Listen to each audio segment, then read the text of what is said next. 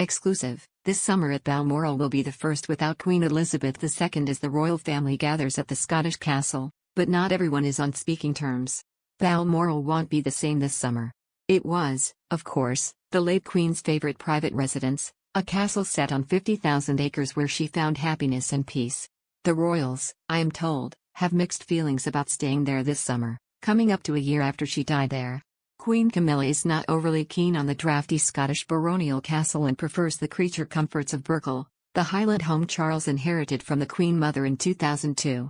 The late Queen's stay usually used to start in late July or early August and last until early October. Charles, who has official overseas visits to France and Kenya to fit in this autumn, will arrive 2 weeks later and cut his Scottish break short too. Firstly, Charles and Camilla will stay at the Queen Mother's other old home, the Castle of Moyne Caithness overlooking the Pentland Firth. They will then head to their cosy Scottish home Burkle for a week before finally arriving at Balmoral, a couple of weeks later than the late Queen would have. Despite Camilla's reservations, the King has ruled that they must stay at Balmoral to receive Prime Minister Rishi Sunak and his wife. For Queen Elizabeth, it was mostly a happy place.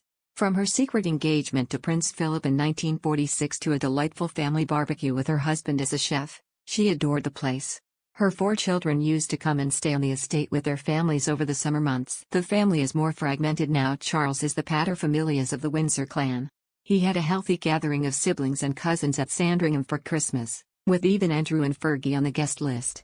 So there may be at least a repeat.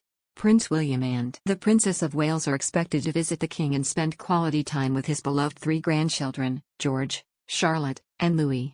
The door is always open to the Princess Royal and her family too. Zara Tindall, his niece, is also a favorite of the King. But Harry and Meghan, and the King's other 2 grandchildren, Prince Archie and Princess Lilibet, are not expected. They have been given an open invite to join family gatherings by the palace, but no personal olive branch has been extended by the King for the summer getaway. There is not much dialogue, if any, between the King and his second son, an insider told me. I wonder what the late and great Elizabeth II would have made of it all.